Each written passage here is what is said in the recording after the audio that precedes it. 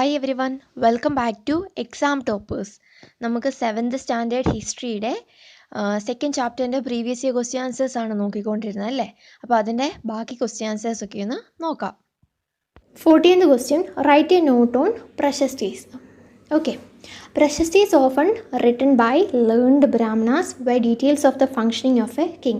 Prashastis എഴുതിയിരുന്നത് learned Brahmanas ആണ്.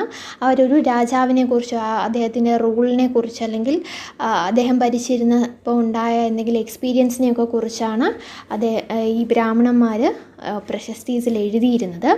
They may not be literally true. They tell us how rulers wanted to depict themselves as valiant, victorious warriors, etc. ഈ പ്രശസ്തിയിൽ എഴുതിയിരിക്കുന്ന കാര്യങ്ങളൊന്നും സത്യമായിരിക്കണം എന്നില്ല. Okay, അവർ രാജാക്കന്മാരെ ഒന്ന് പുകഴ്ത്തി, അല്ലെങ്കിൽ അവർ വലിയ വാരിയേഴ്സാണ്, നല്ല ധൈര്യമുള്ളവരാണ് എന്നൊക്കെ കാണിക്കാൻ വേണ്ടിയിട്ട് മനഃപൂർവ്വം ഈ റൂളേഴ്സ് ബ്രാഹ്മണേഴ്സിനെ കൊണ്ട് എഴുതിക്കുന്നതാണിതൊക്കെ. Brahmanas were rewarded by grants of land which were recorded on copper plates. ഇതിന് പകരമായിട്ട് ബ്രാഹ്മണന്മാർക്ക് ലാൻഡ് കിട്ടും. അതിനെയാണ് നമ്മൾ ബ്രഹ്മദയ എന്ന് പറയുന്നത്. അപ്പോൾ ബ്രാഹ്മണാസ് ഈ രാജാക്കന്മാരെ പുകഴ്ത്തി എഴുതുന്നതാണ് പ്രശസ്തീസ്. അതിൽ സത്യമായിട്ടുള്ള കാര്യങ്ങളൊന്നും ആയിരിക്കണം എന്നില്ല, വെറുതെ ജസ്റ്റ് അവരെ ഒന്ന് പുകഴ്ത്തി വലിയ ധൈര്യമുള്ളവരാണ്, വാലിയൻ്റാണ്, വാരിയേഴ്സാണ് എന്നൊക്കെ പറഞ്ഞ് എഴുതുന്നതേ ഉള്ളൂ. അതൊന്നും സത്യമായിരിക്കണം എന്നില്ല. അതിന് പകരം ഈ ബ്രാഹ്മണാസിന് ലാൻഡ് ലഭിക്കുകയും ചെയ്യും. 15th question, who was Kallana? Why was he famous for? ആരാണ് കല്ലാന? അദ്ദേഹം എന്തുകൊണ്ടാണ് ഫേമസ് ആയത്? Kalhana was a great Sanskrit poet who wrote a long Sanskrit poem depicting the ruler of Kashmir.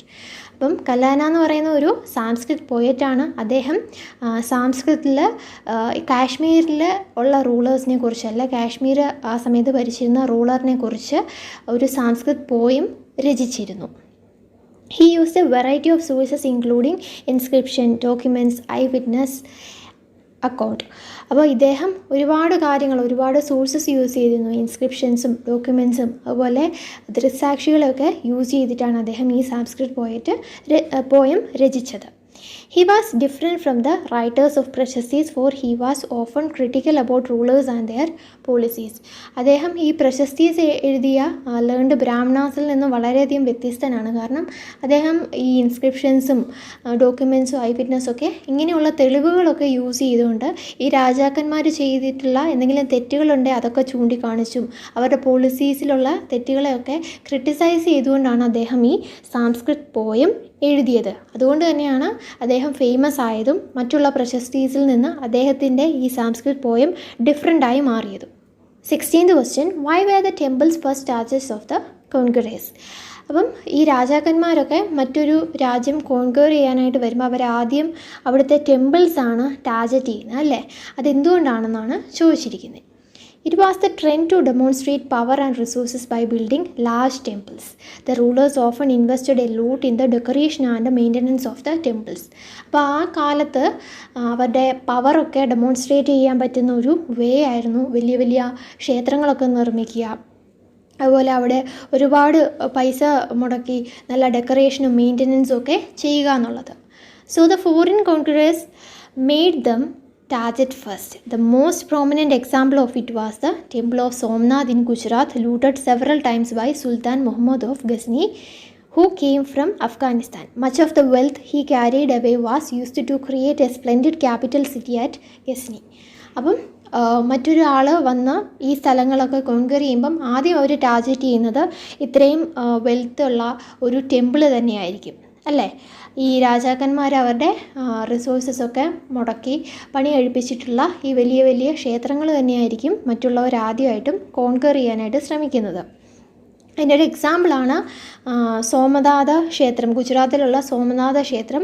അത് സുൽത്താൻ മുഹമ്മൂദ് അദ്ദേഹം ഒരുപാട് തവണ ആ ക്ഷേത്രം കൊള്ളയടിച്ചിട്ടുണ്ട്. അഫ്ഗാനിസ്ഥാനിലുള്ളൊരു രാജാവായിരുന്നു, അല്ലെങ്കിൽ ഒരു സുൽത്താനായിരുന്നു മുഹമ്മൂദ് എന്ന് പറയുന്നത്. അദ്ദേഹം ഒരുപാട് തവണ ഈ ക്ഷേത്രം കൊള്ളയടിച്ചിട്ടുണ്ട്. ഈ സ്വത്തൊക്കെ ഉപയോഗിച്ചിട്ടാണ് അദ്ദേഹം ഗസനി എന്ന് പറയുന്ന ഒരു ക്യാപിറ്റൽ സിറ്റി അതിനുശേഷം നിർമ്മിച്ചത്. 17th question, what was the role of temples during Chola kingdom? അപ്പോൾ ചോല കിങ്ഡത്തിൻ്റെ സമയത്തുള്ള ടെമ്പിൾസിൻ്റെയൊക്കെ റോൾ എന്തായിരുന്നു എന്നാണ് ചോദിച്ചിരിക്കുന്നത്. The Chola rulers like Rajaraja and Rajendra built 2 great temples of Thanjavur and Gangaikonda Cholapuram respectively. അപ്പോൾ രാജരാജ എന്ന് പറയുന്ന ഒരു ചോല രാജാവാണ് തഞ്ചാവൂരിലെ ആ പ്രസിദ്ധമായ ക്ഷേത്രം നിർമ്മിച്ചത്. അതുപോലെ തന്നെ രാജേന്ദ്ര എന്ന് പറയുന്ന ഒരു ചോല രാജാവാണ് ഗംഗൈകൊണ്ട ചോലാപുരം എന്ന് പറയുന്ന ക്ഷേത്രം നിർമ്മിച്ചത്. Temples were the nuclei of settlements during this period. They were the centers of craft production and also controlled the financial aspects related to them. അതുപോലെ തന്നെ ഇവിടെയാണ് ഏറ്റവും കൂടുതൽ സെറ്റിൽമെൻറ്റ്സ് ഒക്കെ നടന്നിരുന്നത്. അതുപോലെ ഒരുപാട് ക്രാഫ്റ്റ് പ്രൊഡക്ഷൻസൊക്കെ ഈ ഏരിയയിലല്ലേ ഈ ടെമ്പിളുമായിട്ട് ചേർന്നുള്ള ഏരിയയിലാണ്. ടെമ്പിളിനെ സെൻറ്ററാക്കിക്കൊണ്ടാണ് മിക്ക ക്രാഫ്റ്റ് പ്രൊഡക്ഷനും നടന്നത്. അതുകൊണ്ട് തന്നെ അവിടുത്തെ ഫിനാൻഷ്യൽ ആസ്പെക്റ്റിനെയൊക്കെ കൺട്രോൾ ചെയ്യാനായിട്ടുള്ള ഒരു കഴിവും ഈ ടെമ്പിൾസിന് ആ സമയം ഉണ്ടായിരുന്നു. Hence, they were not only the religious centers but also the hub of economic, social and cultural life as well. അതുകൊണ്ട് തന്നെ ഇത് ഒരു ദേവാലയം എന്നുള്ളതിൽ നിന്ന് മാറി ഒരു എക്കണോമിക്, സോഷ്യൽ അല്ലെ കൾച്ചറൽ ലൈഫിൻ്റെ ഹബ്ബ് എന്ന് നമുക്ക് പറയാനായിട്ട് സാധിക്കും. 18th question, describe the irrigation system of Chola kingdom. അപ്പോൾ ചോല രാജവംശത്തിൻ്റെ അവർ നിർമ്മിച്ച ഇറിഗേഷൻ സിസ്റ്റം എന്തൊക്കെയാണെന്നാണ് ചോദിച്ചിരിക്കുന്നത്. Irrigation system during Chola ruler was much improved. A variety of methods were applied for it. അപ്പോൾ ഈ ചോല റൂളറിൻ്റെ ആ ഒരു കാലഘട്ടത്തിൽ ഒരുപാട് വെറൈറ്റിയിലുള്ള ഇറിഗേഷൻ സിസ്റ്റംസ് ഒക്കെ അവിടെ യൂസ് ചെയ്തിട്ടുണ്ട്. Many wells were dug, huge tanks were also constructed to collect water. The kings themselves took interest in organizing labor and resources and extensive planning. അപ്പം ഇവിടെ വെൽസൊക്കെ നിർമ്മിച്ചു, അതുപോലെ ഹ്യൂജ് ടാങ്ക്സ് ഒക്കെ നിർമ്മിച്ചിട്ടുണ്ട്. എന്തിനു വേണ്ടിയിട്ടാണ്? ഈ വെള്ളം കളക്ട് ചെയ്യാൻ വേണ്ടിയിട്ട്.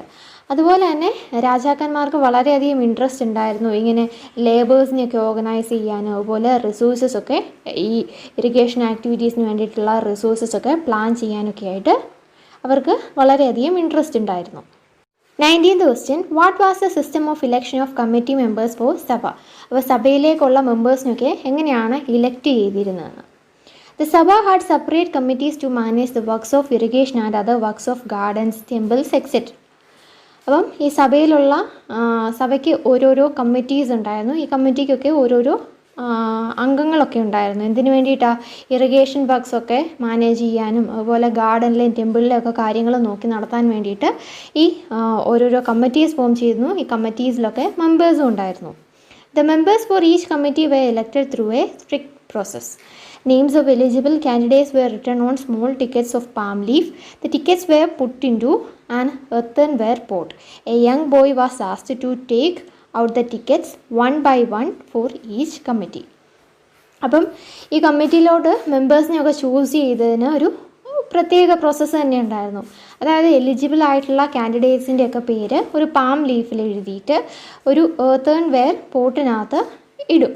എന്നിട്ടൊരു ചെറിയ ഒരു ബോയിനെ വിളിച്ചിട്ട് ഈ ടിക്കറ്റ്സ് ഓരോന്നോരോന്നായിട്ട് ഓരോ കമ്മിറ്റിക്കും വേണ്ട മെമ്പേഴ്സിനെ ചൂസ് ചെയ്യാനായിട്ട് പറയുമായിരുന്നു. Question number 20.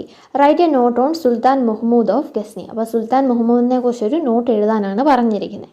Sultan Mahmud of Ghazni was a ruler of Afghanistan from 997 to 1030. അപ്പം ഇദ്ദേഹം അഫ്ഗാനിസ്ഥാനിലെ ഒരു റൂളറായിരുന്നു. അദ്ദേഹം ഭരിച്ചിരുന്ന ഇയറാണിത്. 997 മുതൽ 1030 വരെയുള്ള ഈ വർഷമാണ് അദ്ദേഹം അഫ്ഗാനിസ്ഥാനിലെ റൂളറായിട്ട് ഇരുന്നിട്ടുള്ളത്. He was an ambitious king and so made all efforts to extend his control over far off regions.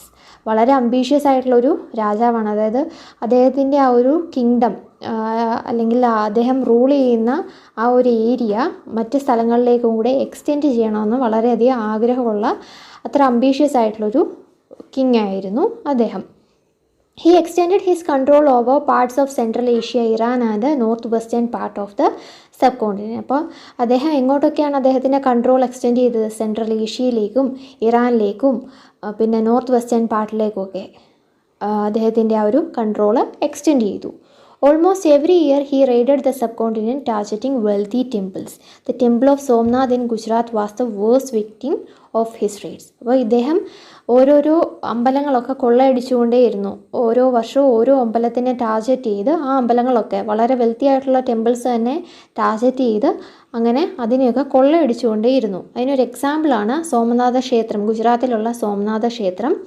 ഇത് അദ്ദേഹം റെയ്ഡ് ചെയ്ത ഒരു അമ്പലമാണ്. Much of the wealth he carried away was used to create a splendid capital city at Ghazni. Ghazni was fond of knowing more about the people he conquered.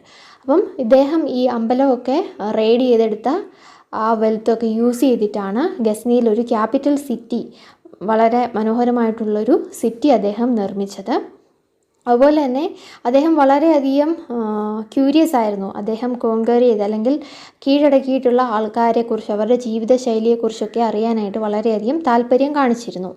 He entrusted a scholar named Al Biruni to write an account of the subcontinent. The Al-Biruni's account, an Arabic work titled as Kitab al-Hind, is still an important source for historians.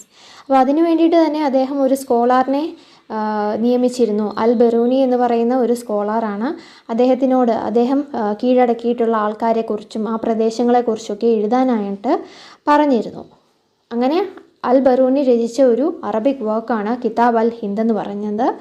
അതിപ്പോഴും historians use ചെയ്യുന്നുണ്ട്. എങ്ങനെയൊക്കെയാണ് സുൽത്താൻ മുഹമ്മദ് ഓരോരോ സ്ഥലങ്ങൾ conquer ചെയ്തതെന്നും എവിടെയൊക്കെയാണ് അദ്ദേഹത്തിൻ്റെ ആ ഒരു രാജ്യം എങ്ങോട്ടൊക്കെയാണ് എക്സ്റ്റെൻഡ് ചെയ്തതെന്നൊക്കെ അറിയാൻ വേണ്ടിയിട്ട് ഇതൊരു സോഴ്സായിട്ട് ഹിസ്റ്റോറിയൻസ് ഇപ്പോഴും യൂസ് ചെയ്യുന്നുണ്ട്.